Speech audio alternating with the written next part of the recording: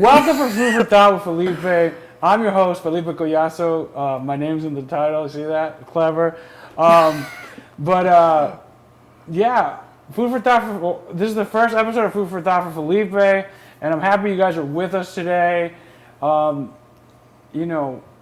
feel like there's a space in local food media that is going kind of unseen and kind of underrepresented, and I'm here to hopefully help shine a light on those spaces, and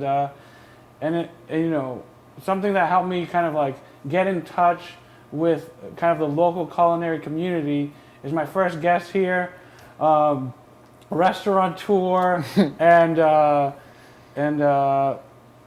friend, El Taller's own Eric Guerrero. How's it going, Eric? What's up, Felipe? So I'm just gonna start with how have you been, and how are everyone here at El Taller been lately? Things have been pretty good for what everyone is currently experiencing. Definitely, it was tough at the start. New challenges, but I felt like with the team that we had, we kind of just got stronger from it. Mm-hmm. So things have been pretty smooth here at the shop. Really can't complain about that at the moment.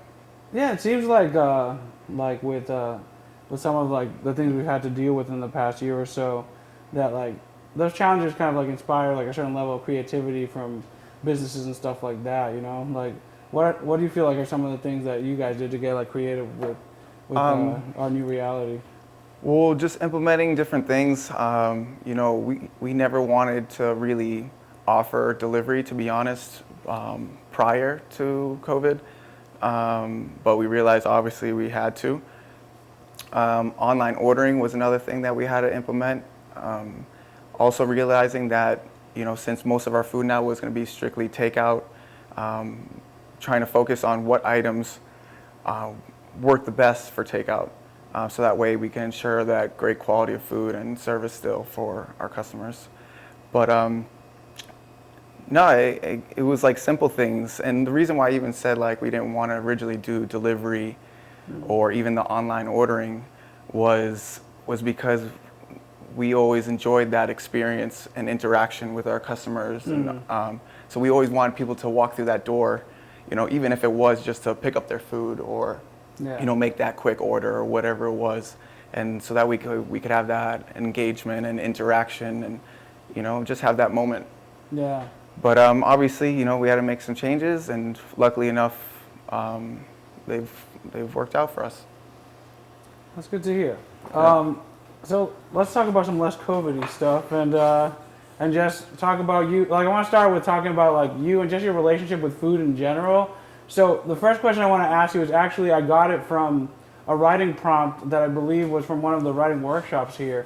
So I want to take you back to your first memory of food, and I want you to share like where you are, what it smells like, what it looks like, and just like all the senses around your first like memory that you could think of right now of food.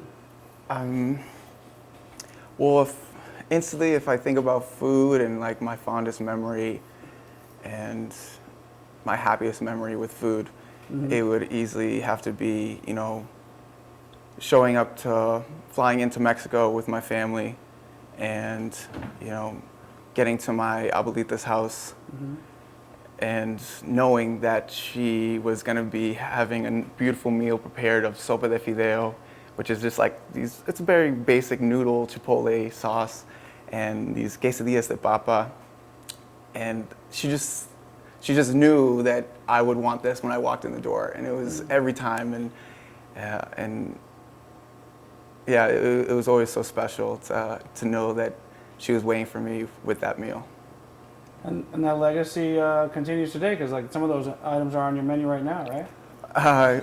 Yes, some things are.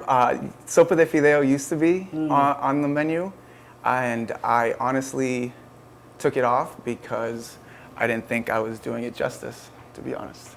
I really liked it, though. I appreciate that, but you never tried my abuelita sopa de fideo. Yeah, no, that's true. I'm saying even your inferior version was pretty delicious. Thank you. So, what would you say food means to you? It's funny because, I mean, food has always played a very large role in my life, you know, obviously because of my upbringing with my dad and the amazing chef that he is.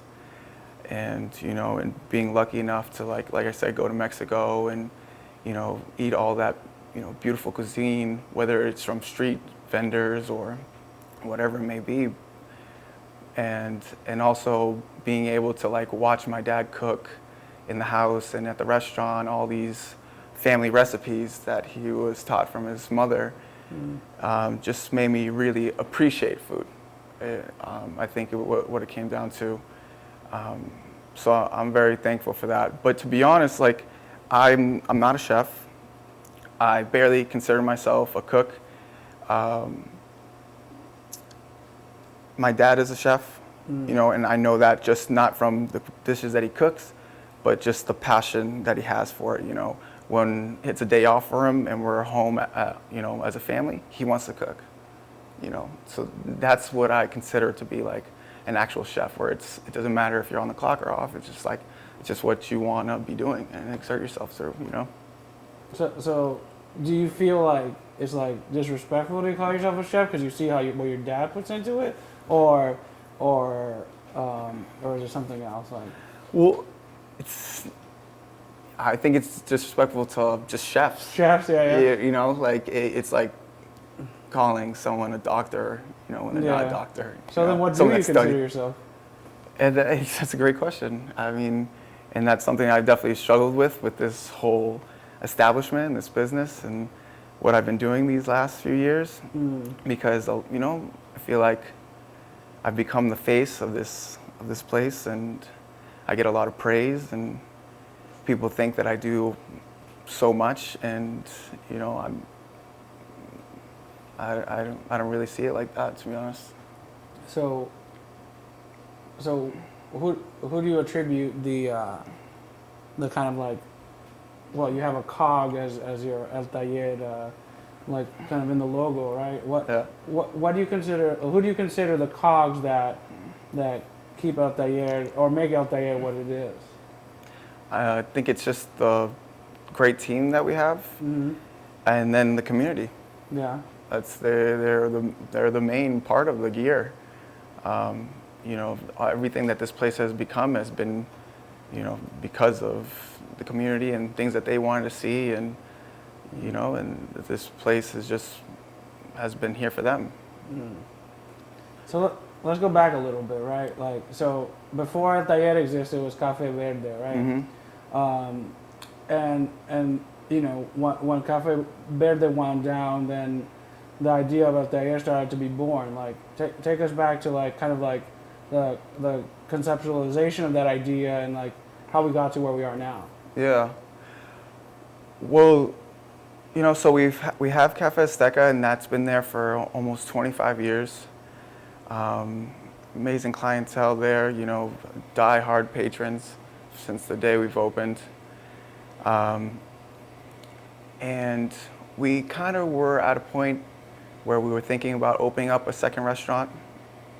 And we were thinking, okay, do we just duplicate what we've already done here that has been so successful, and just take it to somewhere else where, you know, might have a better location, a nicer setup, a parking lot, just these different things that we know will help,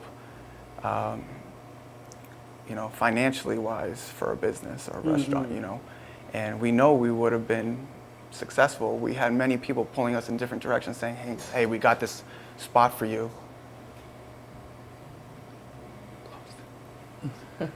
Hey, that's real. So we just had a potential guest, but we're close.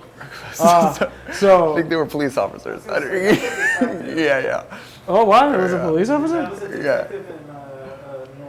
Yeah. She kind of gave me a look like. So what were you doing?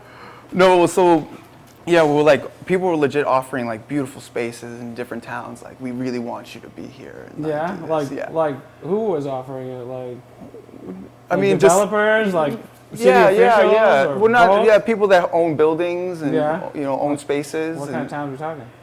Like Andover, North Andover, like even further out, like Newburyport, things Okay, like that. okay. Like, like places where I think because of our strong foundation and, all that trial and error that my parents had already gone through, I really feel like they could have gone somewhere else and it could have been financially beneficial.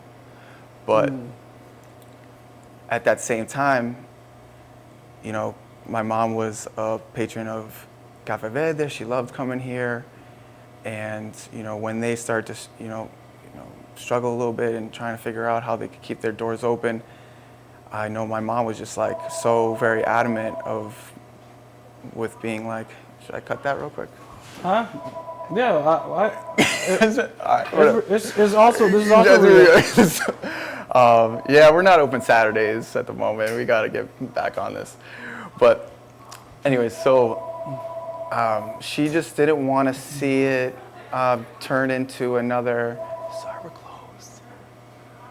All right, I'm gonna close those doors real quick. All right. My fault, y'all. Keeping it real. Keeping it. No, it's all right. Well, no worries. Sorry, we're just closed.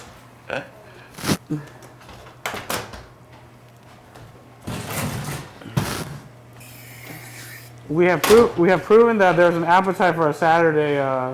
And this is why we need to be open. I want to be open on Saturdays. I feel Yeah. like I'm doing a real disservice to the city at the moment by not being open Saturdays. I'm not, like, it actually has been weighing heavily on my conscience as of late. As of late, yeah. Yeah, but it's soon enough. I'm hoping in the next couple weeks. Very good. Yeah. I'll be here. I'll be here. Getting a bootable. Yeah, I love that Buddha bowl, man. So back to what you're saying. So Cafe Verde was like trying to figure out how to stay open. My mom, tried to help in any way she could to see that Cafe Verde stayed open because she didn't want to see it flip to another bar or discoteca or whatever it may be. Yeah. Not that I love the bars and the discotheques. Yeah, for sure. But we have abundance. Yes, exactly. So, so basically we decided, hey, we're thinking about a second spot. The second spot is here. It was kind of being offered to my mother if she would like to take over and run it. And we decided, yeah, let's do it. We know that we're only a block away from the other restaurant, so we obviously had to make a lot of different changes to what we originally had planned. And it was funny because as soon as we decided to go with it, my mom was just like, all right, if we're doing this, we're selling books. It's going to be a lot of books. And that was what we worked off of. It was like, we're just going to have a lot of books. And we're like, all right, let's do that. And then that kind of just trickled into like, all right, let's keep going with the coffee, even though we knew nothing about coffee. And then, thinking about food and keeping it with the Mexican influence, but not stating that it was Mexican, so that way we could offer different things that was very Mexican to us, but maybe not so Mexican to other people or how they view Mexican food. Yeah. So it kind of just worked out perfectly, to be honest. And in our head too, like with taking over the space, and like I was saying, with going to some other community or city, like we are from Lawrence. We live in Lawrence, and we care about Lawrence, and we want to be here in the city. So we're like, this makes the most sense. So obviously when you're talking about like the idea of going to another community, and obviously in a lot of ways there's kind of like a kind of like understanding of kind of like a certain component of that being like an easier path, right, with parking and probably the ability to charge more money for the dishes, like if you're in Newburyport or something like that. Like, so there's a certain level of it that's like you guys like being committed to the city over like a certain level of like maybe comfort, right? And that's like a really kind of like honorable like decision to make. And like I feel like sometimes like as a promoter for events that I throw on, like I make that decision as well. So it's like, this is something that is what's important to me, and I kind of see that and you and your family a lot. I guess a question. I don't know if this is a tough question, but like, is there ever any like regret to making that decision? No, No. no, not at all. Um, we're constantly, you know, receiving just incredible feedback, and you know, we hear things and it makes us realize that it goes much deeper than we could even realize, you know, the impact that, you know, we've been having. So, you know, in just that, it makes it all worth it. Yeah, I have to say for me, like what this space has meant to me is like I went like we were talking about before we started shooting here. I went to high school outside of the city, and I lost a lot of connection with the community members and stuff like that. And one day I stumbled upon the open mic here, and I came back time and time again. And I would credit this space with me reconnecting with the community in a meaningful way. I met Josh Alba here. I got into the Bread and Roses board. I'm the president of Bread and Roses now. And I think a lot of that has to do with this space. And what I saw in your menu was kind of like, in a lot of ways, like, it felt like me on a menu. Like, because I saw like your kind of upbringing there, but also kind of like the city in the menu. And then I also saw like the beers that I drink that are kind of more centered in kind of like, I guess, Americanness, right? Like I'd be here eating a tostones with a torta and drinking an Angry Orchard, and it felt like that's who I am. Like, damn, that's what's up. And I think a lot of people feel that, and I think something else that's interesting about this space is that it is 100% authentic, but simultaneously appealing to people that are moving into the city, new people, which is I guess not a bad problem to have, because no one's like, oh, look at these people trying to just appeal to you know, newcomers or whatever, like some other maybe businesses in the community do, but it both is like it grounds. It's like a place for the community to meet, but also is just like so across the board that it entices all sorts of people, and I think that's really incredible. But yeah, I'm not really sure how it all came to be, but I love it, and I'm so thankful that that's what it could be for so many people. And like you even saying like how, you know, you were reconnected with the community from the space, like it was the same for me. I, you know, grew up in Lawrence. I went to the Oliver Middle School across the park. I did go to Central Catholic for high school, and then I went away to Philadelphia for college. And basically the deal was my parents would help me pay for school, and I would then come back home and offer, you know, at least like 5 years of help without much pay, and to, you know, pay them back. And basically when I was moving back home, we were just opening up this place. And my parents were just like, you're gonna run this. And you know, at first I'm like, I don't really want to go back to Lawrence. Like, what is Lawrence really gonna offer me? Like, I'm out here in Philadelphia. I made all these great friends. Like, you know, I want to just continue to explore and, you know, be off on my own and continue to do my thing. So I was kind of like bummed out about coming home, and it has been the most amazing thing for myself. You know, for me to come back home and reconnect with my family and my friends and my community. Yeah, truly inspiring. And even so, like, for a few years there, after coming home, I was like almost depressed, not even in a bad way, but in a way where I was really starting to question myself because of all these talented, creative, amazing human beings that were just around me, that were from my city. You know what I mean? And being like, wait, you do what? You do all this, you do that, you can do this. And I'm over here like, shit, I don't even know what I can do. I don't know what I do.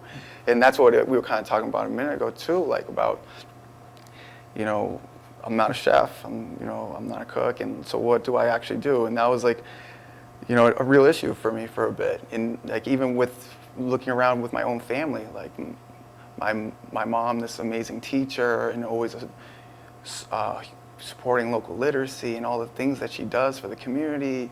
And then my dad, and you know what he's done with Cafe Azteca and his, you know, talents for the kitchen. And my brother, that is just like this creative genius that, you know, this whole place is designed by him, and all those things that he could do. And I was just kind of standing here like, shit, like, what, like I don't know what I bring to the table.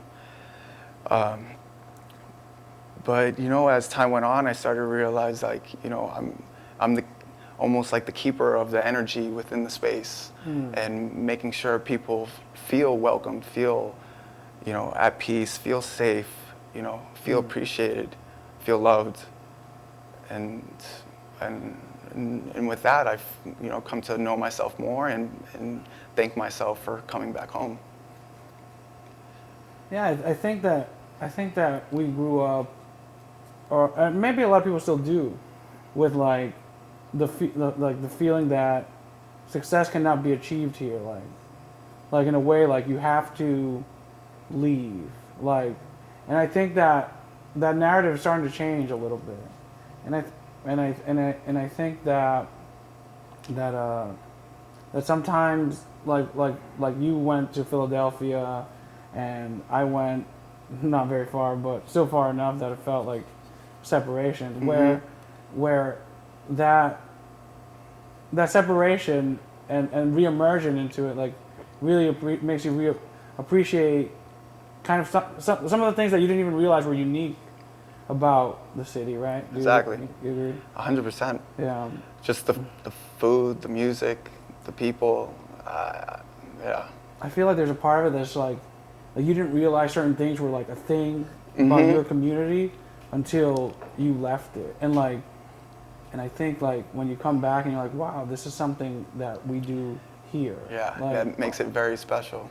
Yeah, like not everywhere you could just go and get go to like a place like Jacqueline's and get like, you know, not that like that exists in a lot of communities, but not in all communities. And like, yeah, for sure. And like when you're like giving someone like, oh, this is how you do this here, you know, and like breaking that down, and you know, that's a lot of the reason I want to start this podcast, is that there's a lot of places that aren't kind of like highlighted in local food media, you know, and I want to talk to like the lady at Miguelina's, or I don't know if her name's Miguelina, but if it is, I want to talk to Miguelina herself. Yeah. But you know, and I think that like what makes communities like ours, and there's plenty of other communities like ours. Like I want to go to Lowell and talk to a ton of people, but special is like that. There's things that like other people don't even know about, and like I think there's like a certain amount of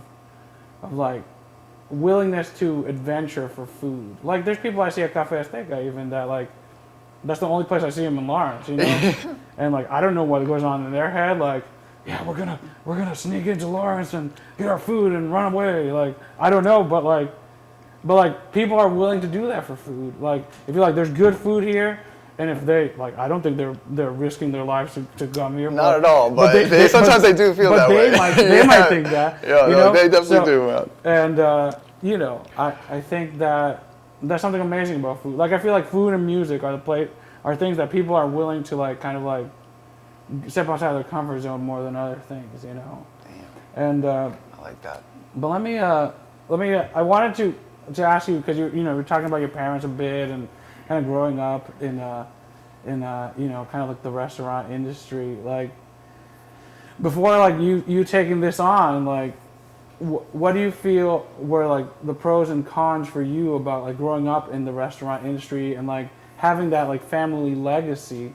Like is that something that kind of like made you resistant to this idea of like kind of like taking the helm of El Taller, or just talk about that a little. Well, I didn't really obviously think about it too much as a kid growing up. I mean, I loved being a part of the restaurant all, through my childhood years, and learning the ins and outs, and always eating the good food, constantly. But now, I mean, and I certainly don't. I don't think any of us even view it as a legacy or. Well, I do. But that's fine. But I have enjoyed it a lot, because I've always appreciated how my parents have run their business and just the reasons why they're doing what they're doing. Has always been very inspiring and motivating for me personally, and just to interact with people, and when they find out who my mom or my dad is, and to hear people be like, oh, your dad is that's the hardest working man right there. That's like that gets me, and that has me like in a way of like, damn, I want to be the hardest working man too. You know what I mean? Like and hearing all the things that my mom does for the city and stuff, and people like praising her, I'm just like, it just motivates me to follow in their footsteps, and I guess like you're saying, can kind of continue on that legacy.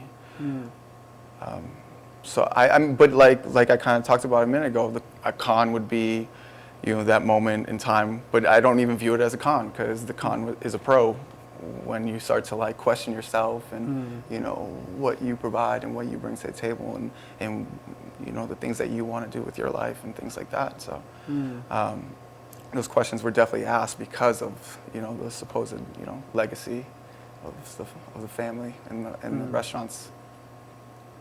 Yeah, I think people that truly strive for greatness are never really satisfied. Like, you're always going to question yourself, because it just seems like that's how you're built. Do you agree? Yeah, but I mean, it's not even that I'm searching for greatness. Well, I guess let's go back. You said that you also want to be the hardest working man. Yeah, right? I just want to be a hardworking man. That's so where do you feel you are on that path to being the hardest working man? I'm definitely putting in my work, my fair share of hard work, and but it feels good. Like I do it with a purpose, and I think it definitely pays off in many ways. And for me personally, and for who I do it for. And from like what we're talking about, it's safe to say that you truly do feel like the love from the community and how much they value the space. Yeah. Definitely. Yeah. I mean, I struggle when it's directed towards me, but when it's about the space and how they feel when they're here, and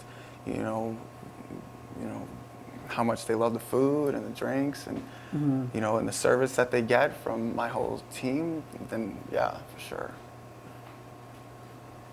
So let's talk about what cooking tips would you say that you've gotten, like the best tips you've gotten from your dad? I think it's just the mindfulness. Yeah, just the idea of what you're doing when you're actually cooking, and cooking for someone.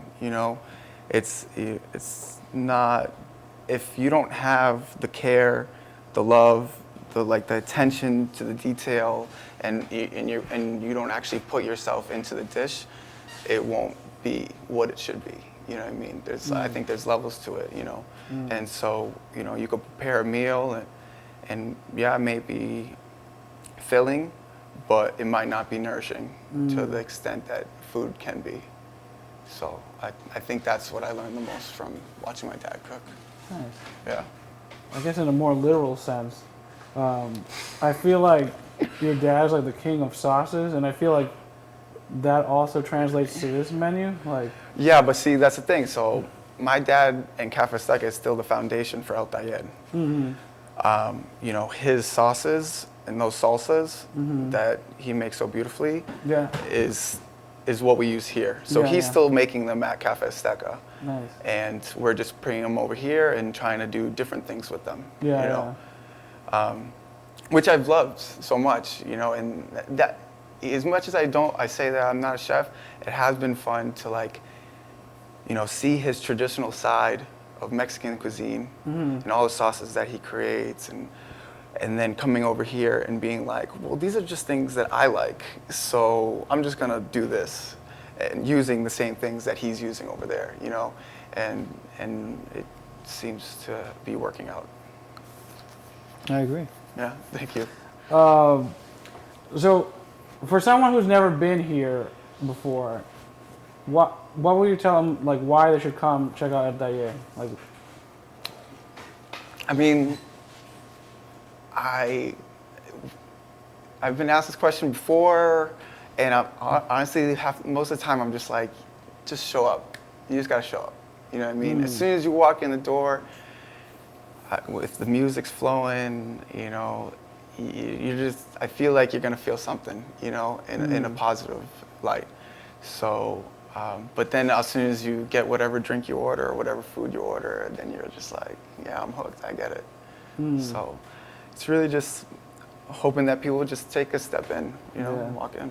I kind of like, I know, like I know what you mean. Like it's like something that people have to like experience. Like I feel like there's like a lot of like musicians like that I want to recommend to people, but it's like the easiest way. I'm like, just come see them live with me and you'll understand it. Yeah, like, yeah. It's not even like you don't listen to their music. Just come with me. And yeah, I could kind of like feel that about that too. When I was in college, I had all three of my roommates were big fish heads, and they would always be playing the music, and I'd be like, oh, this is, no, I can't. Like, what is this, man? And then finally, they took me to a show, and I was like, all right, I get why so many people love it. Like, just like that feeling that you get, and it is nice. So I know what you're saying for sure. So are you on record on saying this is the restaurant version of fish? No, I'm not. Definitely not. Okay. El Taller, not the restaurant version of fish. So I know we talked about a little bit, like the menu. Like let's get a little more in depth about like the creation of the menu, like the different stuff that like kind of like made their way on the menu, and like. Was that like a collective effort, or how much of like of the say did you have in it? Yeah, well, so when I was just coming back from school, this place was open for a month already, and I didn't have too much of a say in that first menu, but we did kind of talk about what we were trying to go for, and it was basically this like, it was going to be a torta shop, right? But we also were kind of going off this like meatball shop in New York City, where it's like the menu is like a checkoff list. You just kind of, yeah. Okay. Yeah. You've been to it? No, but I've heard of it. Yeah. So you kind of just check off things that you want in your torta and things like that. It's just pretty much that's all it is, right? And then we offered a couple like chilaquiles and like maybe like a salad and a backward nachos. I think was the only menu. It was tiny. Why backwards nachos? I don't know. I mean, I don't know who named the first things too. Like, you know what I love about backwards nachos? Because you could totally avoid the beans, and you know I hate beans. But, just the salsa and the sour cream. Yeah, there you go. But so yeah, back to the menu. So a lot of it was. You said like a lot of the initial one was not kind of your doing, but the tweaking of it. Yeah, well, it was very simple, and it was just like, hey, let's just be like a torta shop. And then when I was here, I started to see what was working, what was selling more, what people were asking for. Which was? More entrees, to be honest, like heavier dishes. So then my dad created like 5 simple entrees for us and like taught us all how to make them, and we implemented that.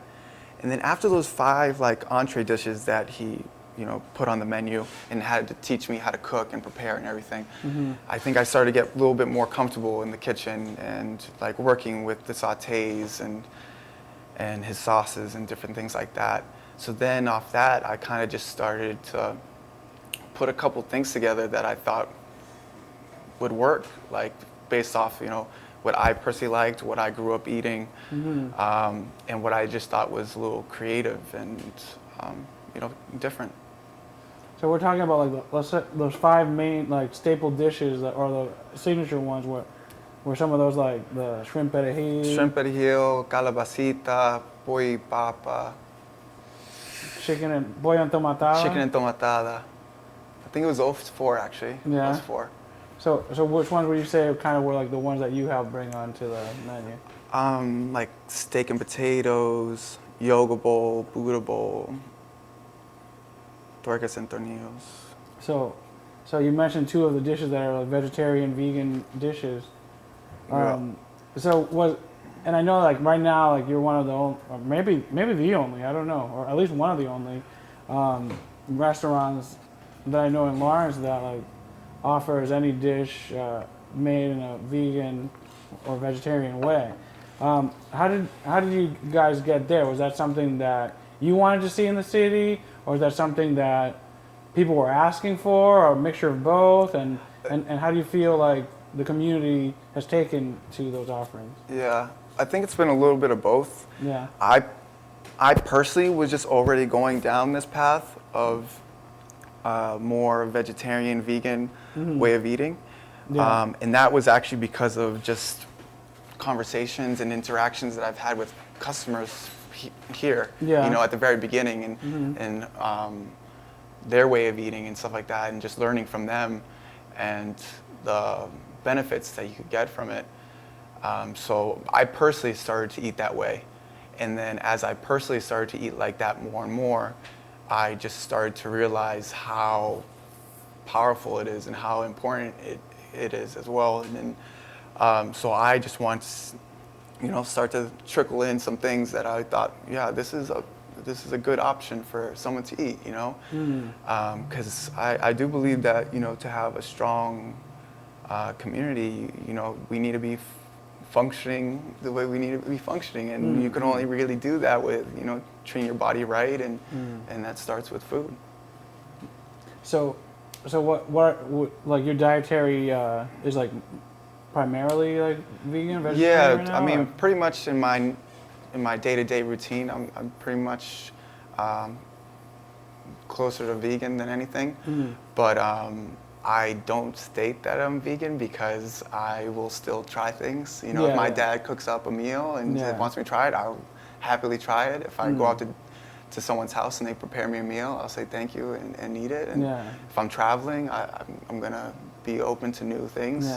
So just your kind of like main dietary choice. Yes, but exactly. it's not restricted to that. Yes, it's just like you feel like that's what makes your body feel good. Yes, exactly. And on the right occasion you'll get down on any type of meal. For sure. Yeah, that sounds good. I think I kind of during this whole time I found myself kind of eating a lot more dishes like that too, and kind of going to like more like milk alternatives and stuff like that. And for me, I feel like you see it more in the younger generation in the community, kind of that push towards kind of different dietary kind of choices, but it's definitely still a hard sell to like some of the older generations. I know, yeah.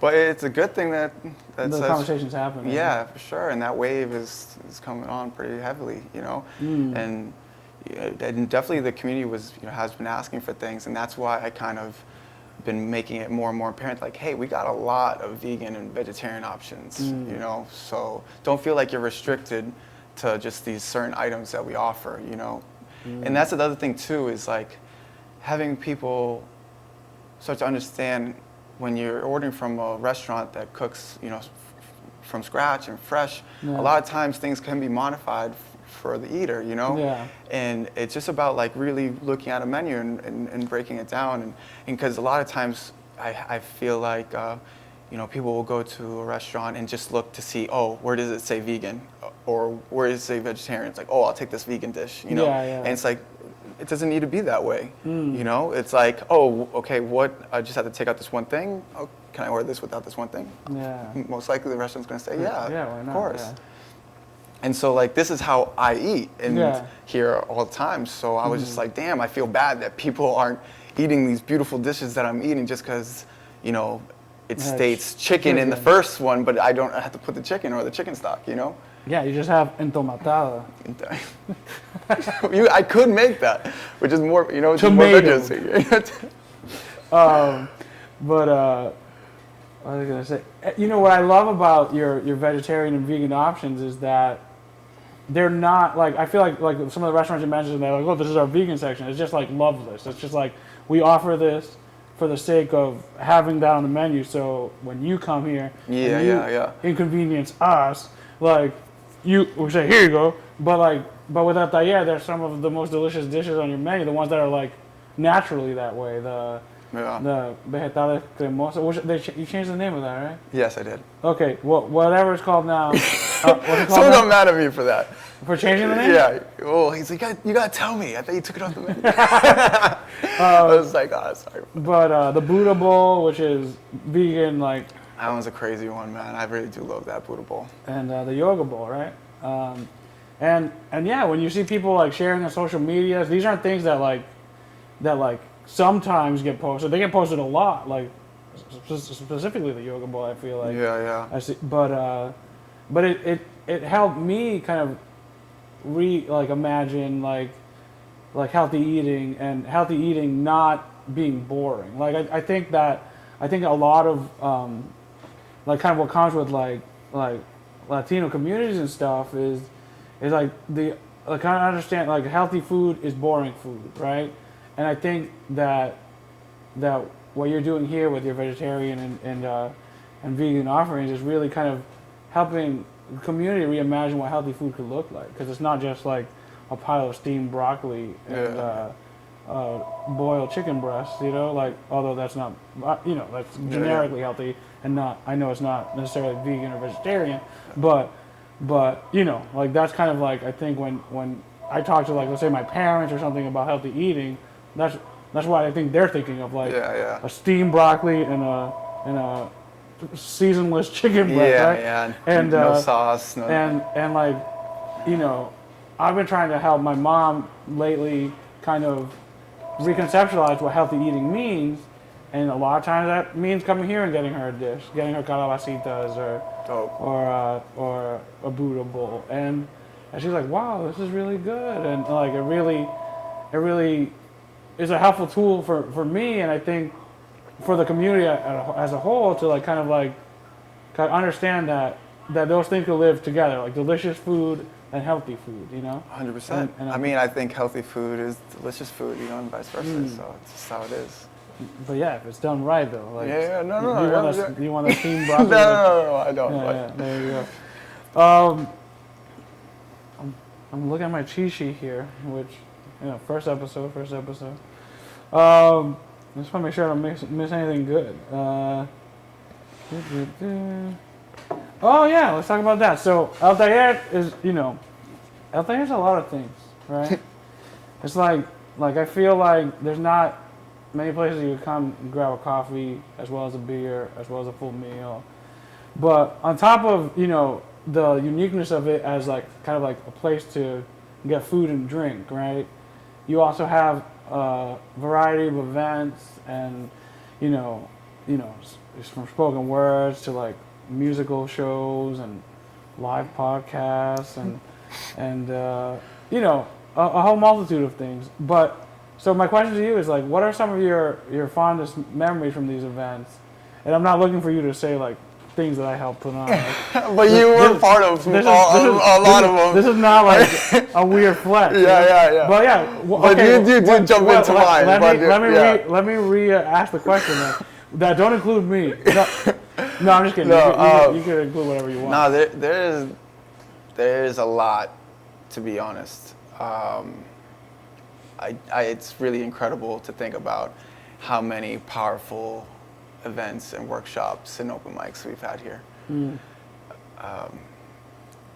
So that's pretty tough because I would want to say so many. Definitely one of the first open mics that I experienced was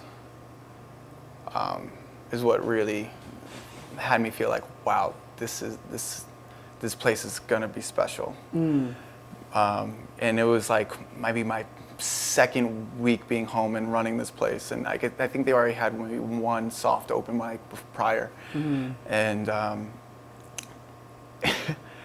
I had already finished my shift. I headed home for the evening. You know, even though there was an open mic that night, which is usually one of their crazier nights, you know, going forward. And I'm thinking, oh, I don't have to, you know, my staff's on. This was before I took the real role of running the space, you know. And I'm sitting at home, and all of a sudden I get a call like, yo, you need to come back. Like, it's crazy here right now. I'm like, what are you talking about? I'm like, all right. And so I come in, and I'm like, this place is packed. And I was walking the door like, what is going on? And then to start hearing all the poetry and the hip hop and just like the spoken word and everything that was being done on that stage, I was just like, who are these kids? Like, where is this all coming from? Like, this is nothing that I've ever experienced in Lawrence. Like, I didn't know this existed. And it was just all boom right there in my face on that one night. Like, and then even like, it was just such an amazing open mic. At one point, like, they started like cheering my mom's name, and I was just like, holy smokes.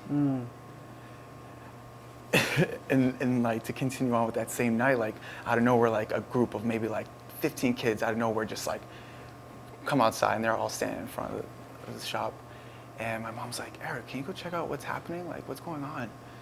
And so I go out there just to make sure everything's okay, and it's just like a group of kids like recording and doing a cipher and like just going in, and I'm just like, this is fucking incredible. And just from that moment, I'm like, okay, so clearly this space is going to provide something beautiful for a lot of people, you know. But from there, like, thinking about, I believe the play was called For Color Girls that we put on upstairs, where it was like just an incredible performance. Like, it could have been held in a legit packed theater, you know, and to think that it was just upstairs and, you know, and done by, you know, just people from the community. It was just thinking about your open to close sing-a-thon. What would you call it? Marathon show? Marathon, yeah. That was crazy. On a Saturday, you just sang for like 6 hours and like. I think it was more than that. Yeah. Don't tell me short, man. My throat reminded me for days after that was an ill-advised decision. But it was awesome. It was really amazing. Like, and that was like, I think, a Saturday. Yeah, it was a Saturday. I think it was probably more like, I don't know, 12 hours.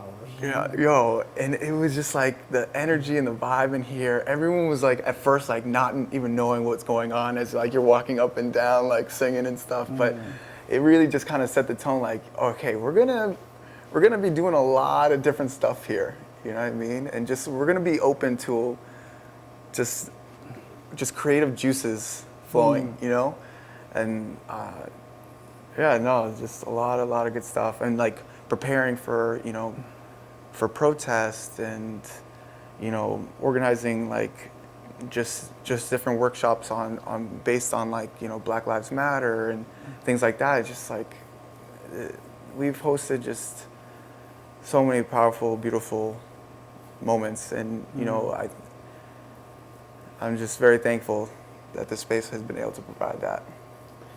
Yeah, you know, I really appreciate, like, whenever I have like an idea that most people won't go for, I know I could reach out to you guys, and usually, I think always you say, yeah, let's do it. And you know, I think in a way, this space, in the sense of hosting events, is one of the only places that within the community that people feel is a place that they could reach out to and actually successfully put on an event, because we do have a lack of performance spaces in the city, and then so it's like the need for that is apparent from the success of the open mics and all the other events that happen here. What do you think about the lack of performance spaces in the city, and if that, and how you guys have kind of almost single-handedly provided a dedicated space where people feel comfortable to put on events? Well, I mean, I certainly wish there was more spaces within the city that, had more live music and different things like that, and just allowing a space for people to, show off their, creativity and their passions with the community at large. Obviously, I wish there was more of that. But in the meantime, I don't want to deny anyone, the chance or the opportunity to put themselves out there and really share something that they care so much about, and feel like they don't have a place to do that. So I think that's why I've always just been like, you want to share that with us? Like you want, let's do that. Let's set that up. You know? Yeah, I think it's been great. I think it's it's definitely filling a need in the community for sure. So let's just talk about more general, a little more. Actually, we could talk about that later. Let's talk about a little more general kind of things about food. Like where do you like eating? Well, I eat at Cafe Azteca a lot, a whole lot. I love to eat here, so I'll prepare a lot of my food here. But if I'm going out to dinner, I'll go to Terra Luna sometimes. Okay. Coco Ray's for some tacos, for sure. Caribbean Bakery. Oh, I got some tasties. What's your go-to there? They have this I don't know what it's called, but it's guava With and cheese cheese. inside? Yeah. Oh, that's my called a God. quesito. Quesito? Oh Yeah. man, that thing slaps. No, we gotta go to Puerto Rico. I'll give you a quesito tour. A legit tour. Are you on board? I'm down. All right, let's go. Let's book the tickets right now. The last time we were in Puerto Rico, me and my brother, we would go to a different bakery every morning to try their quesito. Damn. So Oh yeah. Look, I'm gonna take you to Puerto Rico. You're gonna take me to Mexico. Yeah. That sounds like a deal. We're gonna gain 20 pounds. Easily. All right. So yeah, quesito at Caribbean Bakery. Yeah, but to be honest, I mean, it stinks that because I would like to eat more in Lawrence. I love to dine out more in Lawrence. I find that a lot of times I'm going to North Andover or Andover to dine out. Sweet Basil is one of my. Sweet basil's so good. It's definitely one of my go-tos. Even though it's in that same plaza, Regini's, which is Indian food. Oh, that's good too. Man. You should go to a Sweet Basil. What do you get there usually? I usually do a double feature. I'll start at one and go to the other. Oh wow. A little bang bang, is what I call it. I do Sal's. I like to sit on the deck there, have some pasta. But I keep it pretty simple. It's pretty crazy how much Cafe Azteca and El Taller food I eat, though. Yeah. Actually, I go to the Clada too. Yeah. They have some amazing pizza and wings and fries and onion rings and all that stuff. So when I'm just looking to eat whatever, I'll go over there. Some bar food or whatever. Yeah, for sure. Is there any kind of food that you've been introduced to recently that you've been enjoying? Like from a different type of country that you haven't been exposed to, or? I mean, as of late at the house, I've been cooking up more Asian cuisine, with their chilies and spices, which I've been really loving, and just kind of doing a saute of different veggies in there, a chili sauce and things like that. Yeah. So that's been kind of cool. But no, I do keep things pretty simple in my routine, to be honest. Just a lot of fruit, a lot of veggies, a lot of fresh juices, and is basically my go-to, to be honest. Like you juice at home? Yeah, I'll juice here. Yeah. And I've been, since Casa Bay has opened up across the street, they're providing a lot of fresh fruit and veggies, and they do a lot of fresh juices, and I've been picking up my coconut water from them on the regular. What's your go-to juice recipe? I'm actually one of those dudes that just like, oh, what do we got? Let's just throw it in there. Yeah. But I'm really heavy into like pineapple, mango, ginger, lemon, green apple. Pineapple ginger by itself is like amazing. Have you just done it? Yeah, I mean, just those two combos, like it gives you that energy that you want. Your body is always like fiending for, you know. Kind of seems like you're more like a utilitarian eater. Like you just like. I kind of am. Yeah. Kind of am. I mean, unless I'm like I said, unless I'm traveling. Or Yeah, unless yeah. You know what I mean? Then it's like on a day to day. It's more like. Yeah. 100%. Like feeding your body, like what is gonna. It's like giving your body oil changes almost like.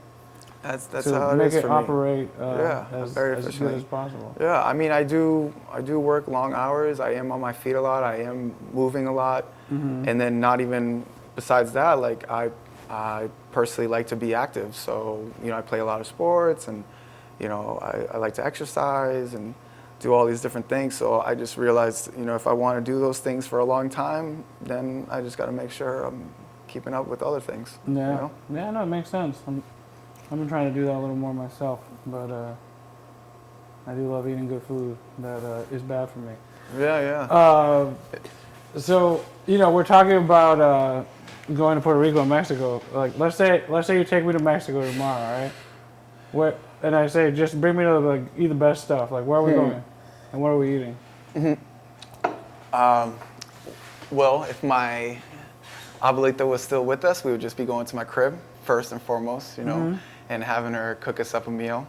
God bless At night. Abuelitas, huh? Yeah, I know, for real. And then after that, in the evening time, we would go walk over to the taco stand that we've been going to since I was a little kid. And even though sometimes it'll be a couple years that we don't return, we pull up. You know what I mean? It's all love, and just amazing tacos. What's your go-to taco there?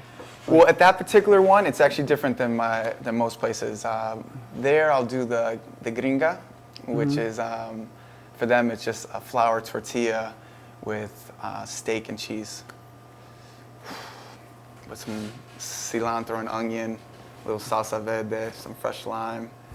Just doesn't get any better, to be honest. It hits every time. But and even still, like I said, I don't eat meat. So like, I'm ready to eat my tacos when I get to Mexico, man. Every time. And then after that, we would have to get over to Bascoro, which is it's a solid drive, about 6 hours. But this is better be worth it. Yeah. This is just a small little town that my family has come across, and just so peaceful. It's just one of those smaller communities with it's small little park in the center of town that people just kind of sit around like a all plaza. day. Yeah. And there's another spot where there's a taco stand that opens up at night.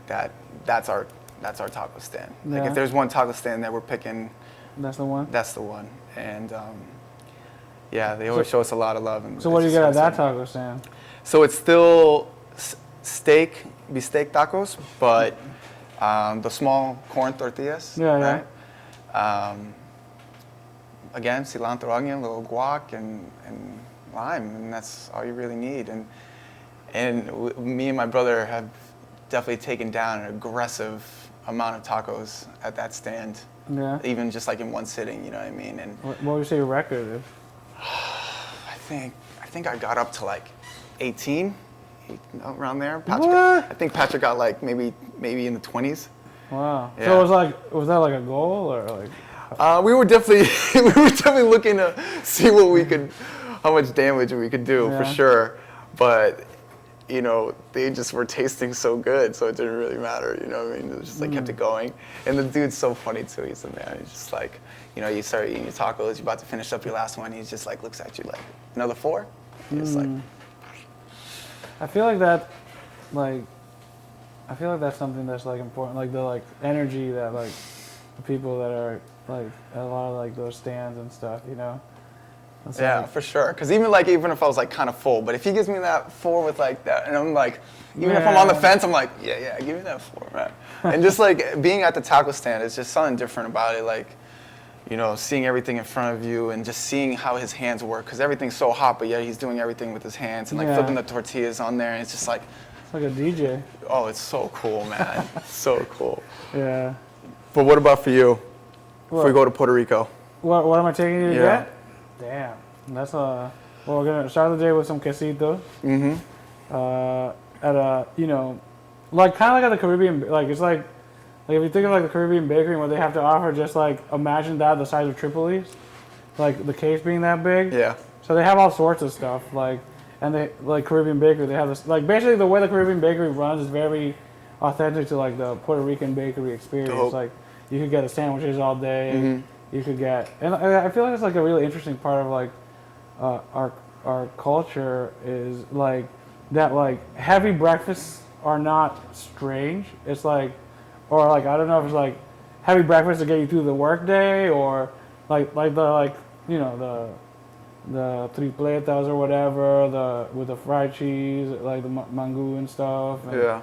like really heavy breakfast, right? Or like eating like a whole regular ass sandwich, like that's not necessarily all that rare, but like, yeah, definitely start at a bakery, even if it's just to get bread with like butter, like like how you guys do the bread here, you know, Yeah. very similar, and I think in a lot of ways that Tripoli's provided like a certain level of comfort to newcomers from like land communities, because like I don't know about in Mexico, but like a fresh loaf of bread like with butter and stuff like that is very important, at least in the Puerto Rican and Cuban culture. Same. And I feel like unknowingly that they I know. provide that morning trip to the bakery was I think really important to my parents when they were new here, and so yeah, even though just the bread with butter with a nice coffee, and then yeah, just like octopus salad is like you could get it everywhere on the island, and you know, mofongo and all sorts of horrible for your health fried things, acapulcias and bacalaitos the side of your head and just everything. Yeah, I think that I guess if I would say I don't even know if there's like one specific place. I guess I would bring you to. There's this place called Rancho Te, and I'm just. I guess there's like better places for this. Then there's like actually there's this place called the Pork Highway, where it's just like lechonera after lechonera, which is like pork roast place after pork roast place. But I've never gone to the pork roast highway. But I have gone to there's this place in Lares, Puerto Rico, where they have a similar thing, but it's just a little closer to where my family lives. Yeah. So we go there, and they have the traditional roasted pork, and the best yuca you'll ever have. And I don't know how you feel about this, but blood sausage is really popular, and I don't know. I mean, I'll try it. Blood sausage is really popular in Puerto Rico, and like they do a really flavorful blood sauce, and that's something that I think I would have been freaked out about before I tried it. But it's just so flavorful, and then there's also there's a mountain town called Orocovis, where they kind of like are known for like it's like I guess traditional Puerto Rican style longaniza sausage, and so yeah, we take the death-defying trip up those roads, which is an experience in itself. Was it like nice and windy, narrow? Windy and narrow, yeah. And so they have these buses in Puerto Rico called chinchorro buses, which they're just like retrofitted buses that they just have like you could do karaoke in them. They have like a band sometimes, and they just take you around bar hopping, and like, On these windy roads. but you know, there's plenty of places where that would make a lot more sense. But they also do one up to Orocovis, and that sounds like a horrible idea. But they do it anyway. But like when you're going up, you're like, oh no, Chinchorro bus. But I still haven't gotten on one of those. But they look incredible. It's just like a party bus, but the party is not with like anyone could like go to it. So it's I guess like if you did like a duck tour, but so you're just partying with random ass people, which is kind of more awesome. Yeah. And so I think that those are the places I would take. Oh, and then I take you to like the birthplace of, or the supposed birthplace of the piña colada in Old San Juan, and yeah, I just named a lot of places. Yeah. But yeah, the whole island basically. I take you around the whole island. I've been fiending actually to go to Puerto Rico. Have you been? No. All right. Well, we're gonna go. Let's do it. It's happening. We've been probably talking longer than I think. But really quick rapid fire question. It's 3 a.m. Mm-hmm. You're in line at Big and Beefy. What's your go-to order? Sheesh. Poof. Back in the day, it would have just been your classic like double cheeseburger with some mozzarella sticks, and I'm putting the mozzarella sticks in the burger and going to town. There you go. That's a pretty good choice. Yeah, I haven't done that in A long time. I don't even know if my body could handle that. Have you ever gone to Big and Beefy during regular like human hours? I have, because of being at Central. Once in a while, we'll walk over and get something. Have you ever had Big and Beefy breakfast? No, I have not. Breakfast. Thankfully. All right. I guess to like wrap things up here, like what's you have any like things that you can share about like coming up with El Taller? Like what does the future hold for El Taller? Well, yeah, there's still so much more I want to see happen here, in the sense of like how we just kind of flow and how we, the service that we provide and the efficiency that we run in. I think we still got a lot of work to do there. The continuing development of the second floor, I really do see, that as soon as that bar is completed, to, have a lounge kind of area upstairs where the same kind of conversations that are going down here can continue to go on up there later on in the evenings with some nice cocktails or a fresh juice. You know what I mean? Also, we're working on the development of the outdoor seating on the second floor, so that would be obviously amazing to have like a little deck up there overlooking the common park. But yeah, just like kind of getting that all into place and all running smoothly. And I know I'm very far from that at the moment, but I'm definitely working towards that. I've been lucky enough to go to, travel and go to a lot of cool different spots and, see how they run. And I know you maybe you don't see it as much because, you don't see all the behind the scenes stuff. But I do know that we have a lot of work to do, especially when we're thinking about like, just the volume of numbers that, I think will continue to grow, and being prepared for that. And so that way we can continue to, provide an amazing service, with good food and good drinks. Is there any like menu items that might be coming out that you want to sneak peek on this podcast? Well, we have a crazy Cinco de Mayo menu coming out for this Wednesday. You're really ambitious on what you think my turnaround time on releasing. Yeah. This is not going to get on that. No, but share it anyway. Yeah. No, it really is going to be good. We got our cauliflower al pastor tacos. We're going to do some barilla tacos as well, all on these like fresh homemade tortillas. We're going to do some elotes. We're going to cook up pozole soup. We're going to have some fresh juices going. But that's also something like I'm been heavily focused on our drink menu And I'm excited to put out a new drink menu soon enough where we're going to be offering like Jamaica and hibiscus juice and stuff like that, fresh juice. Offering like some nicer cocktails. And then T, who is the executive chef of the kitchen, she is developing a new menu, and I'm really excited for that. For sure. Yeah. Like how new are we talking? Like, I mean, she's looking to add like maybe 4 or 5 new dishes, and maybe take a couple out of the works, but you know they'll still be available. But so when that's looking to drop? I mean, I got to be realistic, so probably closer to fall than anything else. You know, I like to have a summer menu. It's just a lot goes into it. Yeah, a lot goes into it. And you know, multiple times. So we've updated our menu now 4 times, I think. And it's funny, I'll put in so much work, you know, developing these dishes. Sometimes I won't even cook them, to be honest. Like I won't even, like I'll write them out and just be like, this is it. Yeah. And I won't cook it once. And then like, Interesting technique. Yeah, stupid technique. And then like, it'll be like, we'll get the menus printed, right? And even still, I haven't like cooked it or even taught anyone how to cook them. And my mom would be like, Eric, you got the box of menus, you got to push them out.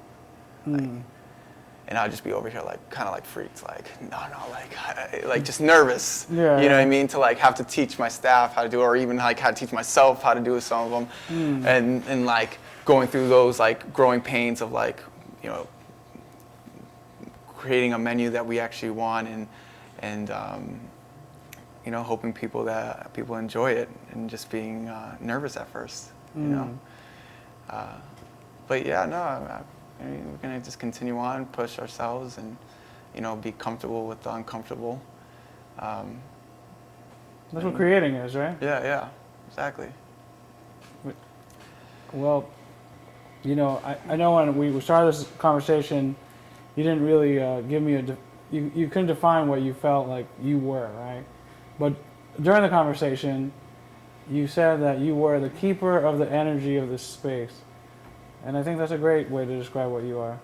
And I want to thank you for being my first guest, and for being the keeper of the energy of this space. Thank you.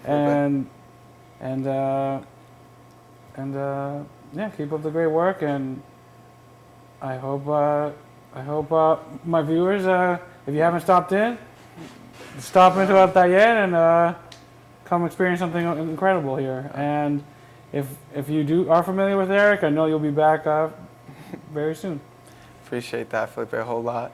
And I do want to say, like, you know, like we were talking before the camera started rolling, like this isn't me. Like I don't do well in front of the camera. I don't feel too comfortable with it.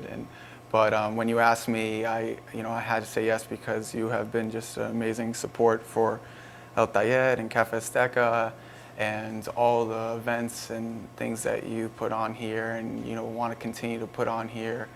And you know, you have brought so much to the space, and I'm forever thankful for that. So it was an honor to, you know, sit with you and do this with you today, Felipe. So thank you. I reciprocate all those feelings. Like you've helped us in a multitude of ways to put on events, and you know, this space is important to me and the community, and you, like I said before, you helped a lot in making me understand how special this community is with this space, and I thank you for that. And we'll probably just keep thanking each other forever if we don't cut this tape. Yeah. So here's my final thank you. Yeah. Yeah. Cool. That's it. It's over. Cut it, Bennett. Down, push, big, big, down, push, big, big,